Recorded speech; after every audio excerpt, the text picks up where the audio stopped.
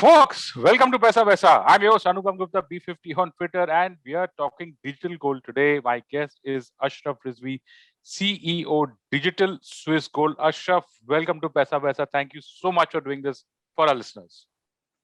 Well, thank you, Anupam. It's great to be on the show, and I'm excited and looking forward to the conversation. Likewise, thank you. So let's start with the most basic question. Why is investing? Okay, and here I say investing and not, buying jewelry and rings and earrings and all that. Why is investing in gold so important?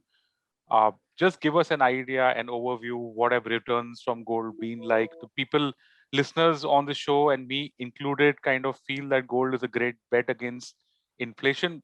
In your view, how does gold work? Yeah, I think that's a very important question for Indians. And historically, Indians have been very prudent and smart about gold investing. And so let's start with first returns. How does gold do over the long period of time? And then we'll talk a little bit about jewelry and products. So gold has been actually a great investment for Indians for a long period of time. Me personally, I can relate to it is that when my parents moved from India to the US in the late 1960s, the price of gold, 1 ounce was $35 to an ounce, and the price of rupee to the dollar was only 6.5.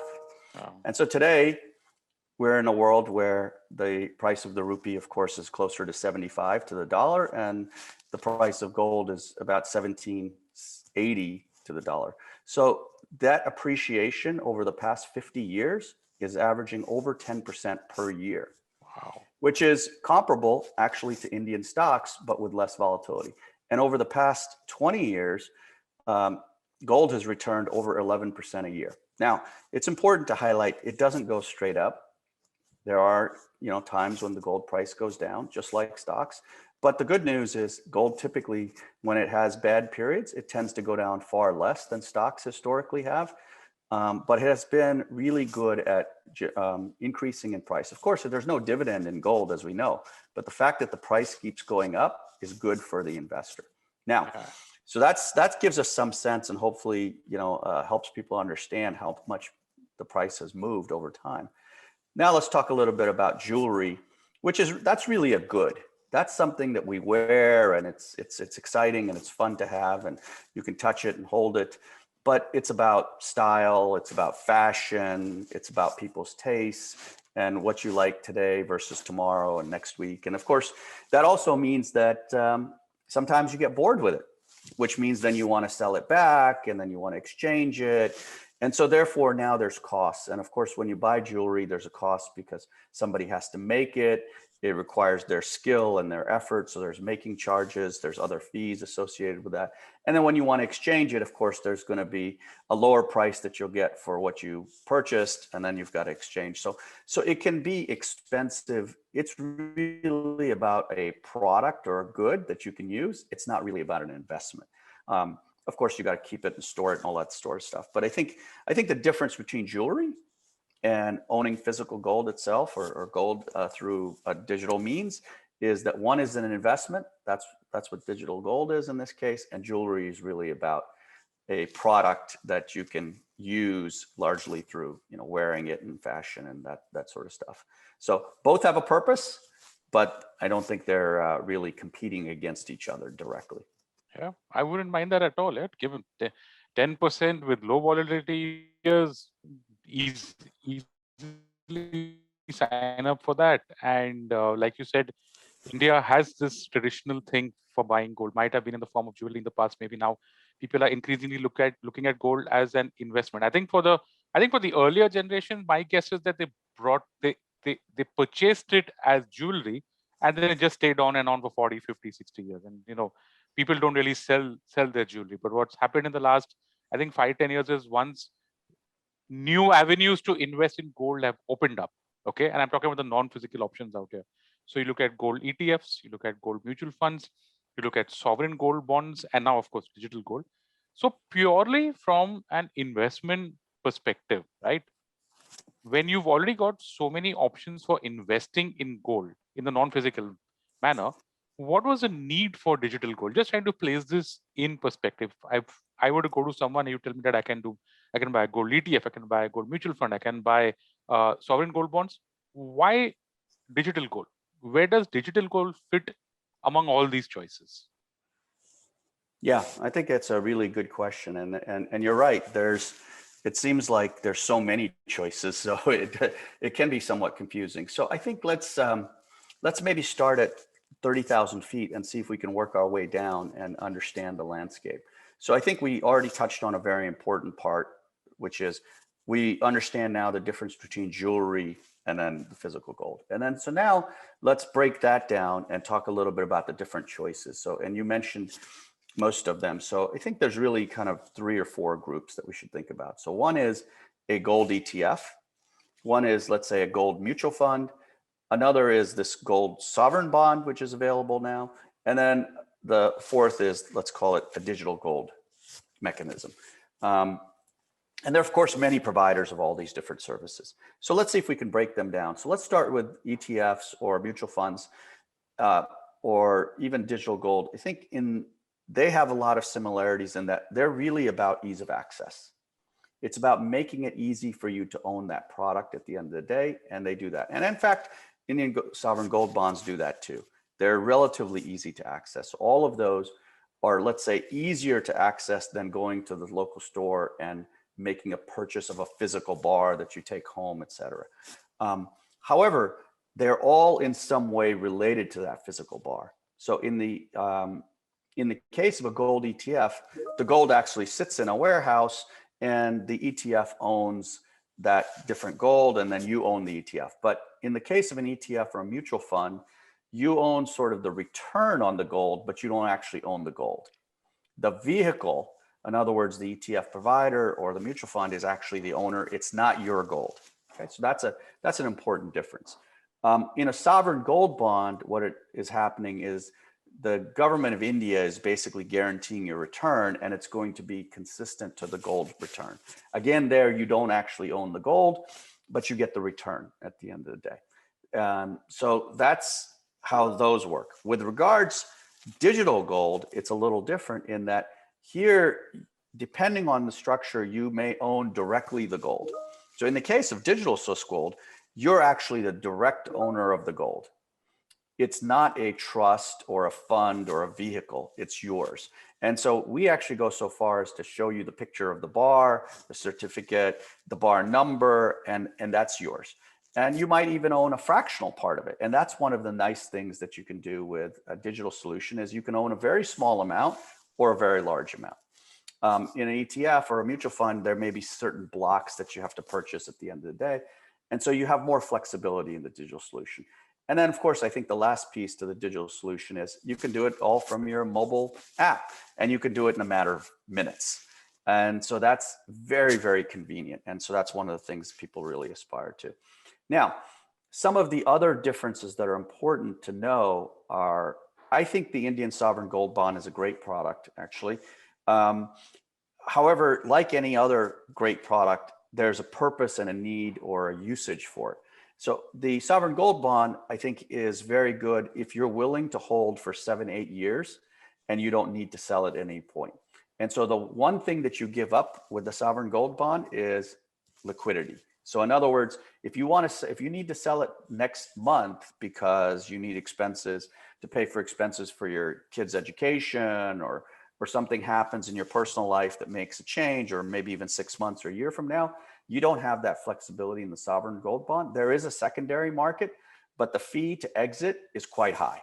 So it can be 6, 7, 8% relatively easily. So what you get in that nice return, you pay for in the fact that you give up the liquidity because it's basically like a bond instrument.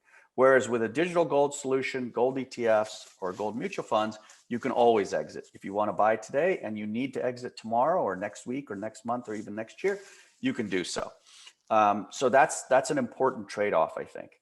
With regards gold ETFs and mutual funds, choosing those versus the physical gold solution through a digital gold product, I think there's a lot of similarities, but there are some differences. So the gold ETFs are regulated by SEBI, mutual funds are as well. They're typically independently audited. They're stored in a vault, et cetera. With the digital gold solutions, they're typically not regulated by a particular entity, although some may be. In the case of Digital Swiss Gold, is through a Jersey entity. It's obviously we're using a Swiss structure, but the main difference here is the ability to be able to use it very easily from your mobile device, and then also knowing that there's the physical gold there and you're the owner of that gold. And so therefore the ability to take delivery. In our case, we don't offer delivery in India, but you can take it in Switzerland. Other digital Swiss Gold providers may have it locally.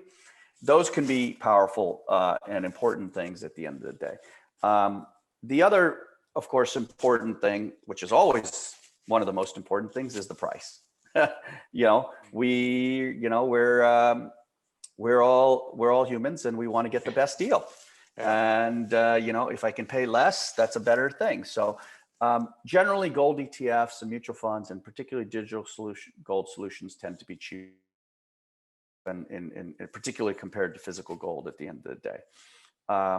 And in particular with digital Swiss gold, one of the value propositions is because we buy the gold directly from the Swiss refinery and hold it directly in the Swiss vault, we cut out a lot of the middlemen. The gold never really moves, and so the cost tends to be quite a bit less than digital Swiss gold digital gold providers in India, or even gold ETFs from mutual funds. And so that's the big value proposition, is not only being able to do it easily, simply knowing that there's real Swiss gold, which is hallmarked and validated and certified, but of course the price is cheaper, which means therefore you can buy more gold, which means that over time you've accumulated more gold, which is beneficial to your overall financial planning.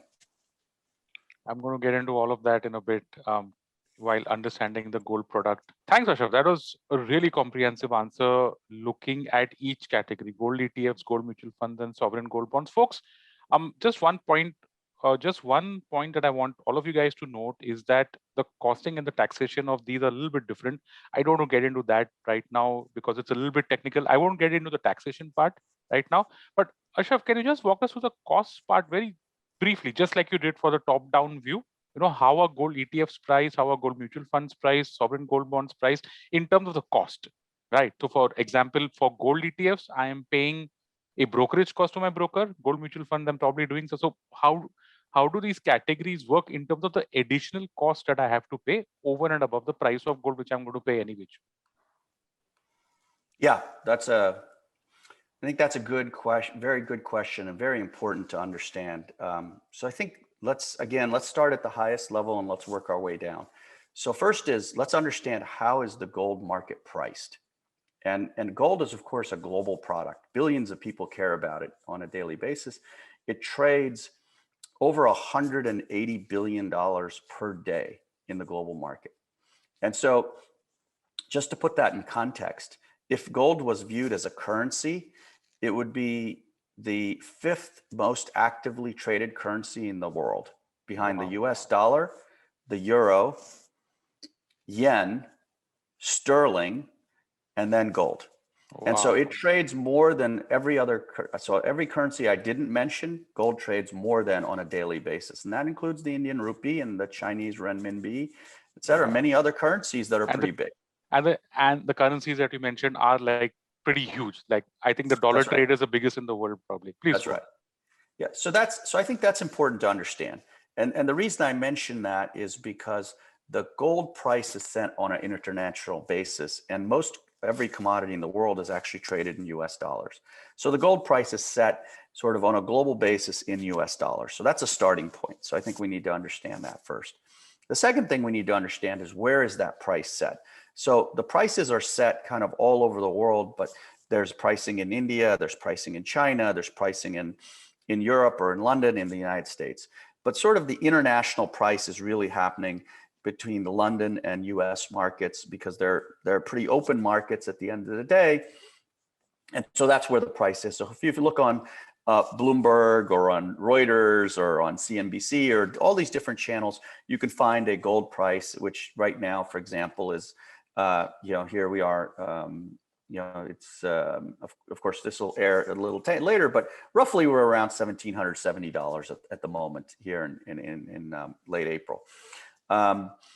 And so that price moves around, of course, at the end of the day, and is impacted by lots of things on a geopolitical level. So that's the starting point. From there, what happens is as the gold product moves to different countries or into different mechanisms, ETFs, mutual funds, physical gold, the price starts to change. So, for example, in India, let's now focus directly on that. The Indian gold price tends to be much higher than the international price. Why? So first, there's an importation duty in India, as we know. So that's 7.5%. There's a cess add-on, which is, as part of the most recent budget, which is 2.5%, and then there's a GST, which is 3%. So all in, the Indian price tends to be, if we do that math, that's about 13%. It tends to be in that, it's kind of a starting point, is it's going to be about 13% higher. And then now we have to factor in the additional cost of actually getting that gold physically to you. So if you're going to go buy the gold bar, let's say, or a coin at the local store, he has to get it. He or she, as the vendor, has to acquire the gold from some importer. He's got to get it to his store. He's got to, keep it safe, insurance, all that sort of stuff. And then he has to have some markup. And so what ends up happening is when we talk about the physical gold market in India, you're probably looking at a number that gets closer to 20 to 30% higher than the international market. Wow. Right. And so, and of course, some people might deliver it in different ways. So for example, a Flipkart or Snapdeal who do it, electronically, not rather than digitally, it might be a little cheaper than going to the local, storefront keeper. But broadly, that's what you're looking at, is in the neighborhood of 20 to 30%. It's usually closer to the 30% than the 20% because it's expensive to move around and keep safe and insured. So that's sort of, I'll call that the most expensive option, is the purchasing the physical gold from and taking physical delivery of it, because that entails leveraging all the chains, and there's different markups along the way. Gold ETFs and mutual funds become a less expensive option because they essentially acquire the gold for you on bulk, and they're able to do it in a more efficient way than you and I can do on a day-to-day basis at the end of the day. And so they start to reduce that cost from, instead of closer to 30% above the international price, to closer to maybe 20 or low 20% above. The digital solutions can be even lower because, again, they're leveraging technology, fewer costs, fewer expenses. And so, for example, there's many popular mechanisms in India, in places like Paytm, and many others have them. I mentioned them because they were one of the first to do it, but now there's many, many competitors. And so those prices tend to be in the neighborhood of 16 to 20% above the international price. Wow. Okay. Okay. All right. So that's sort of the landscape of what it looks like. Of course, the Indian gold bond is going to be a little bit cheaper because you get that 2.5% earning. And so that will be even a little bit cheaper. And I think, as I mentioned earlier, I think that's a very good option for people who want to hold on a long-term basis. With regards, so how do you make that price lower? So one way you can do that, of course, if you didn't bring the gold into the country and you bought the gold in Switzerland, that means now you don't have to bear some of those costs. The gold stays outside the country. So if you can cut out a lot of the middlemen in terms of transportation, et cetera, then you can lower the price a lot. So in our case, we can offer the solution through the digital means where you can use a mobile phone or desktop or iPad or something like that and make a purchase. But mobile phone is probably the easiest, most efficient. And on average, what we find is relative to, let's say, a digital gold solution in India, we're saving people somewhere between 6 and 10%. And that's largely coming from the fact that all the middlemen have basically been cut out. You don't have to bring the gold into the country. It stays at the Brinks vaults in Switzerland. And so you're basically getting pricing on the international level, plus the necessary fees and expenses to make that happen. And so that's what the overall structure looks like. And that's why the prices are so different. By the way, it's also similar in China as well. there are different fees and import. And so different countries have different rules. And so even though it's a global market, it is very much regionalized or localized on a country basis based on how each country operates its own specific environment. So even, for example, in the UK or the US, where there aren't significant VATs or importation duties, still the cost of being able to buy the physical bar from the local store tends to be considerably higher than the international market. So not as high as what I just mentioned here in the case of India, but it can be easily 3 to 5 to 7% higher than the international price, just because of the handling and the insurance and the, all of the different other components that going into dealing with the physical asset itself. And so when you move into things like ETFs or mutual funds or digital solutions, because of all of that is done for you and they can do it in scale, they can significantly reduce that cost and make sort of your life easier, if you will. And with that ease, of course, comes lower pricing typically. Got it. Wow. Folks, if you're wondering why I'm not interrupting Ashraf out here, it's just that, see, we've never done gold on Paisa Vaisa. This is the first, second time that we are just looking at this. So I just want to go as deep as possible. And it's not often that we get guests like Digital Swiss Gold here on the show. So that's why I'm just pacing Ashraf here, let him take his time and answer all his questions. I'm just soaking it all in right now. So on that note, let's go into a small break right now. On the other side, we're going to come back. We're going to talk about digital Swiss Gold, exactly the product that Ashraf has been talking about. See, in the first part, we've taken a nice deep dive into the concept of gold as an investment, the costing of gold, pricing of gold, how it differs in, how the price differs in country to country, what are the components of that price, the different instruments that you can have. We've done a really, really, really good deep dive on that. On the other side, we're going to focus just on digital Swiss Gold as in digital gold and the product that digital Swiss Gold offers. We're going to talk about that. Ashraf, all yours now. Explain to us the concept of digital Swiss Gold. What does it offer? All the stuff, gold purity, the assurance, what kind of, what form of gold am I buying? Am I buying coins? You mentioned that you give me a photograph. Also the pricing, since you spoke about it in the first half. Let's jump right into your product right now. Okay, great. Yep. So I think there's a number of things that are important for the gold buyer that they should care about. So first and foremost, of course, is the purity. You have to know that what you're buying is the real thing. And so this is very, very important. So in India, we call that hallmarking. In other parts of the world, sometimes they refer to it as certification or purity. And so, of course, in India, we use the term carats. So 24 karat gold, 22 karat gold, 20 karat gold. 24 karat is basically the highest standard.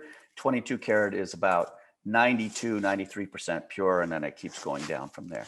And so the highest standard really is what is known in India as 24 karat. In the rest of the world, it's sort of governed by the London Bullion Market Association, and it's known as 0.995. So in other words, 99.5% pure.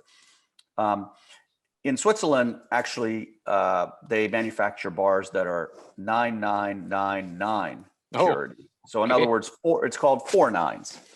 And so it's 99.99% pure. And there's really no such thing as 100% purity because gold is kind of soft and malleable. And so it's almost like, it can be like butter.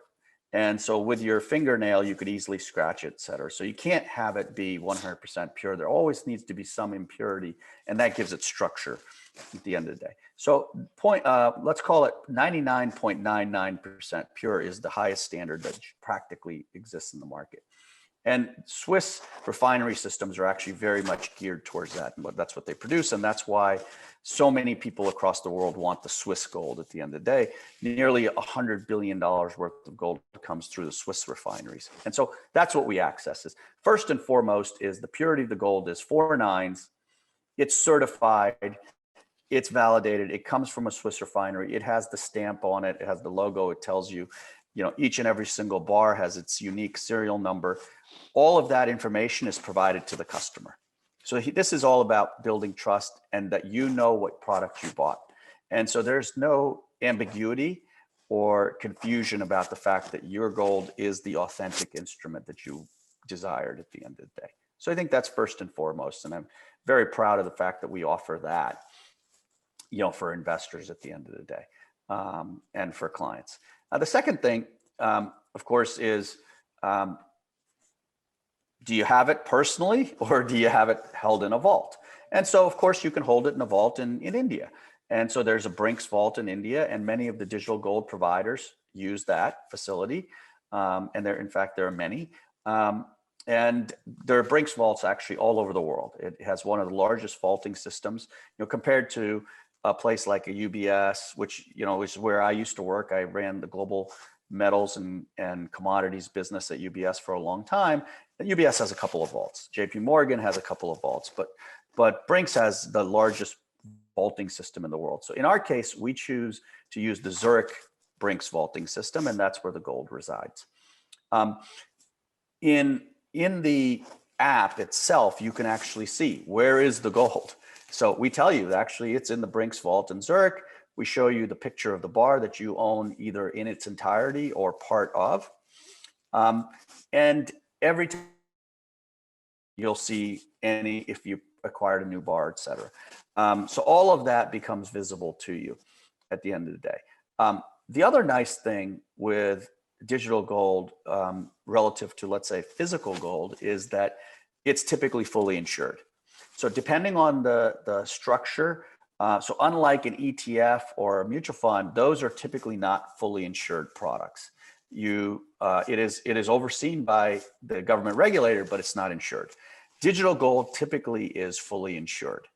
In our case, 100% fully insured by Lloyd's of London. So that means if something were to happen, of course, vaults are very, very difficult to steal from or rob, but nonetheless, Lloyd's of London insures the full value. So whether you own $60 equivalent, or about 4,500 rupees, or you own larger amounts, fully insured. So none of the so that's actually quite nice, because even as you know, in the banking system across the world, typically there is not a full insurance. It's usually nominal or depending on the country.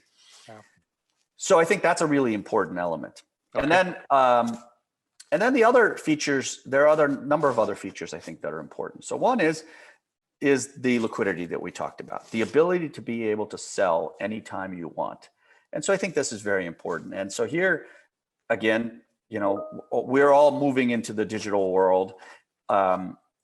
Indians have gravitated very rapidly, similar to Chinese, and I would say probably are well ahead of US and Europe in terms of digital phone, or in terms of phone usage, for example.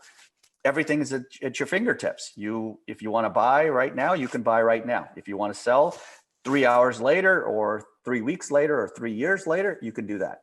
And it's all readily available. So, and then I also want to highlight, just so that there's no confusion. Sure.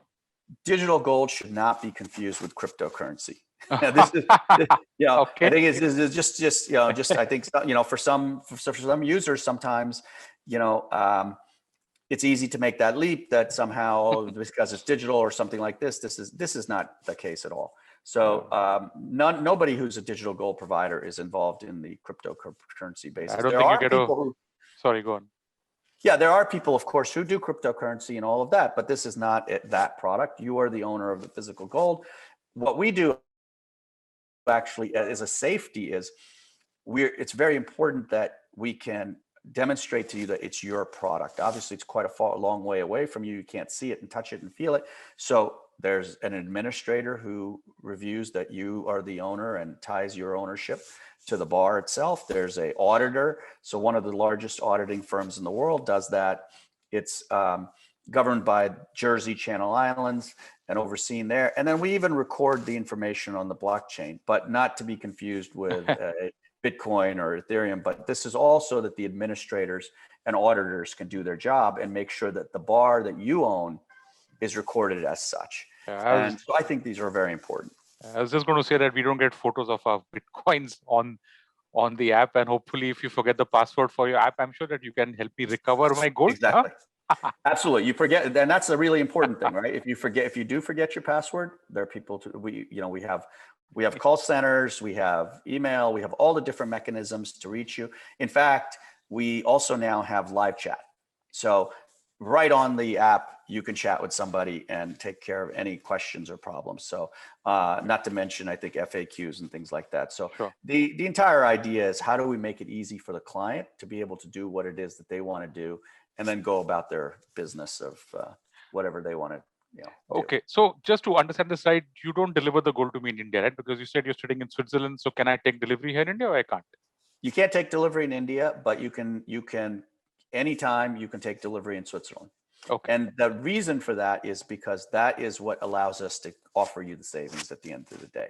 Is that, because if of course, if we bring it into India, then there'll be a significant fee, and to bring small amounts can be very expensive. And so now our value proposition of offering you a better or cheaper solution will actually become a more expensive solution.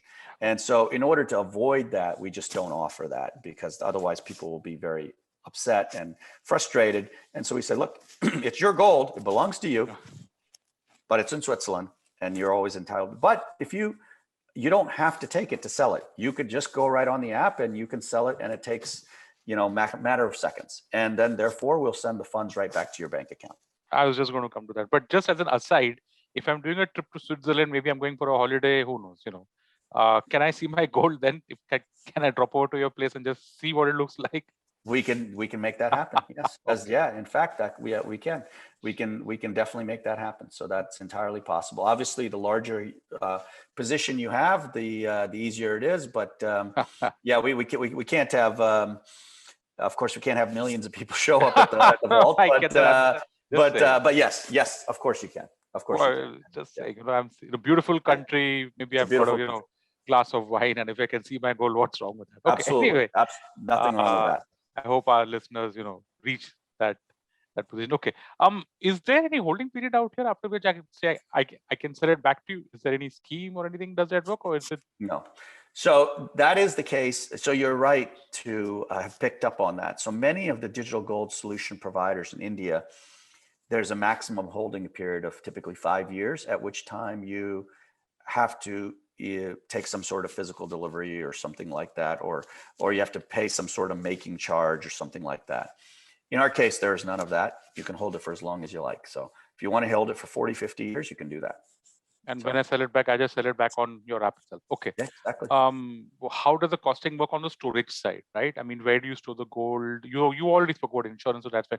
Do I cut you an annual check for the charges, or is it included in the price, or how does it work?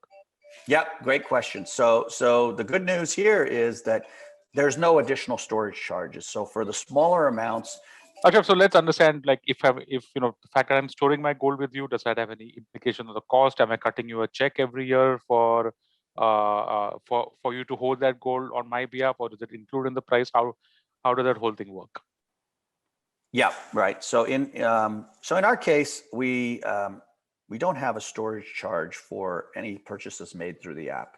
So all the fees and expenses are basically built into the price. And so when you purchase it, you've purchased it, and now you can own it for as long as you like.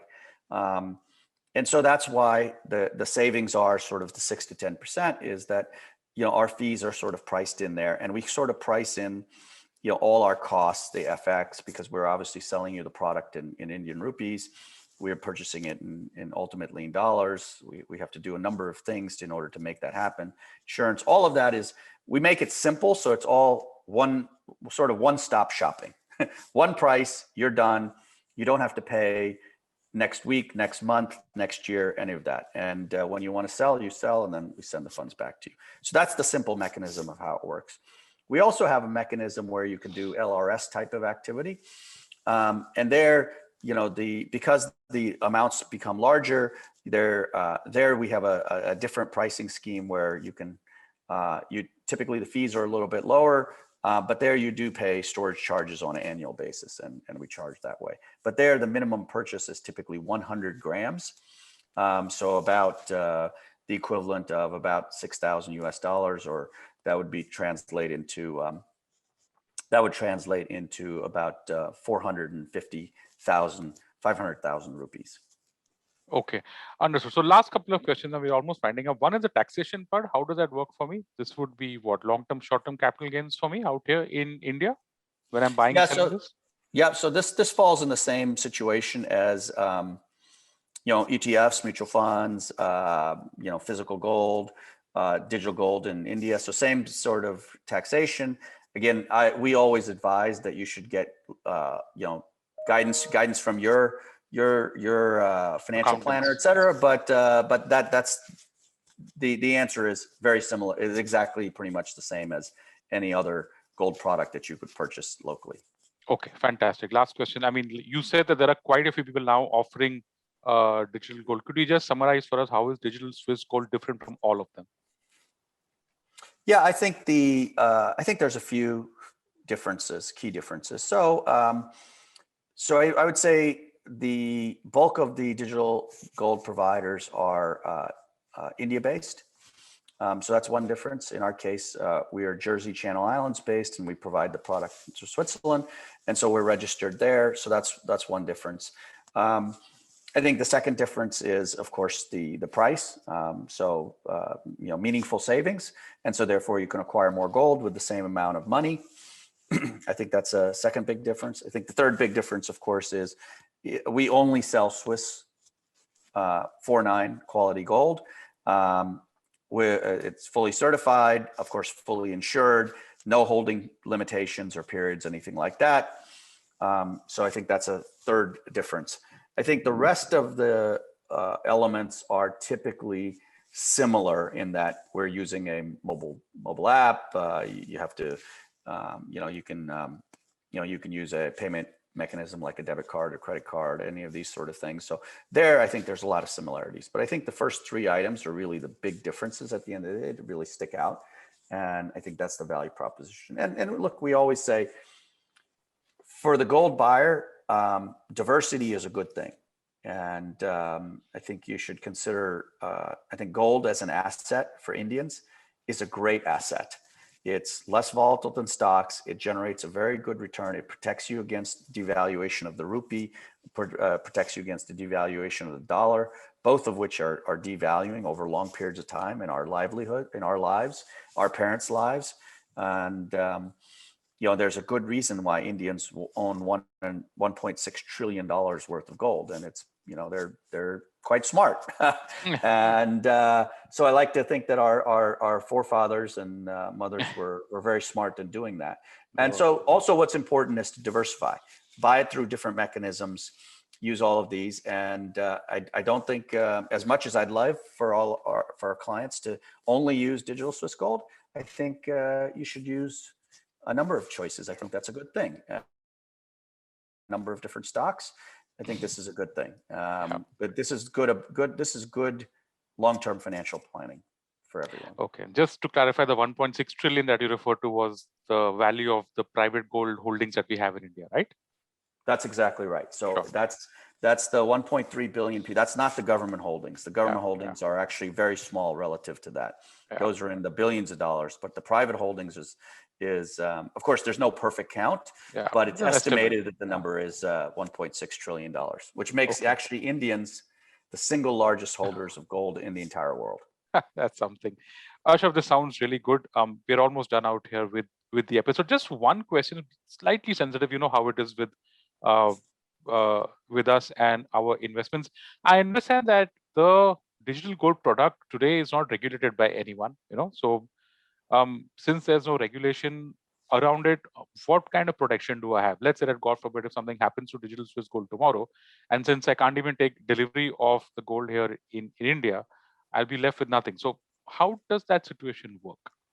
Yeah, I think it's a very important question. And so I think different providers deal with it in very different ways. Of course, that's one of the reasons that people want to buy the physical gold, because the protection is sort of physical ownership of it. That means I have it in my house or in my locker or vault or whatever mechanism I want to store it, maybe even in underground.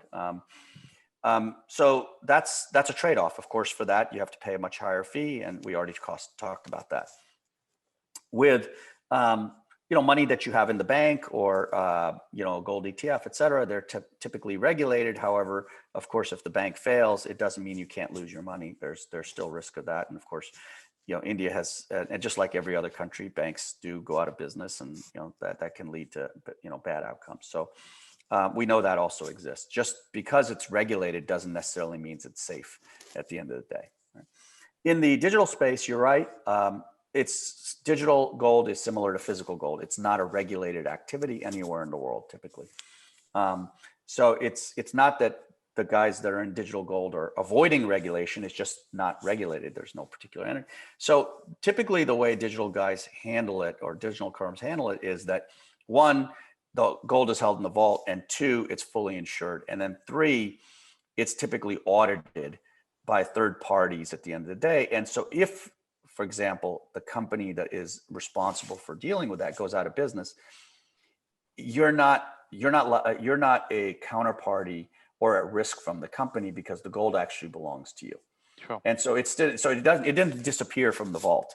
It's still in the vault, and there's a mechanism which is through the auditor and the administrator to be able to recover it and to be able to sell it. And so that same principle applies for us, in that aside from the fact that it's in the vault and it's insured, there's independent oversight through administrator and auditor, and they have the ability that even if we didn't exist, you'd be able to sell it and recover your funds. And because it's fully insured, you're not going to lose anything there. And it's your gold. So it's not, I'm not holding your gold.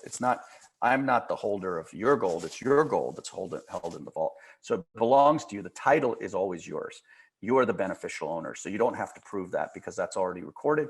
That information is already on your mobile app, and it's also with the auditors and the administrators. And then, of course, we are, although we're not directly regulated in Jersey, we are overseen by the Jersey, Financial Services Commission. And Jersey is one of the, one of the safest and kind of best known international financial centers. So I think you could get that additional safety there.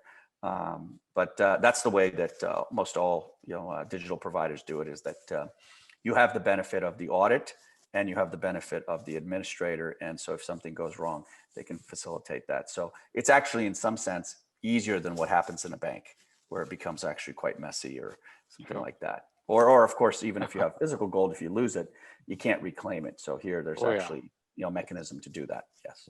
Worst thing possible is to lose physical gold. But folks, that's it. Fantastic deep dive into digital gold. I really like the concept itself. Ultimately gold is an asset, and or an investment, and there are different ways of investing in it. Depends on what you like. I really thought the digital Swiss gold is a very interesting product. If you guys want to know more, check out the website. There's a whole lot of interesting stuff out there. But that's it. That's a wrap on this episode of Paisa Vaisa. My guest, Ashraf Rizvi, CEO, Digital Swiss Gold. Ashraf, thank you so much for taking out the time and for going really deep into so many interesting aspects of gold as an investment, digital Swiss gold, and everything. Thank you so much for doing this for our listeners. Anupam, thank you so much for having me. I really enjoyed the conversation. That was fun.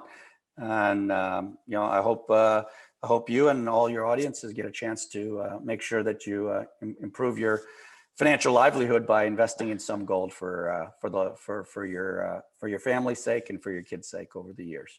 Sounds good, Ashraf. Thank you. So, listeners, that's a wrap. If you like this podcast, don't forget to check out other interesting podcasts on the IVM network. You can listen to us on the IVM Podcast app or ivmpodcast.com. You can also follow us on our social media. We are IVM Podcast on Twitter and Instagram. If you want to reach out to me, I'm P50 on Twitter. Thank you so much for listening to Paisa Vaisa.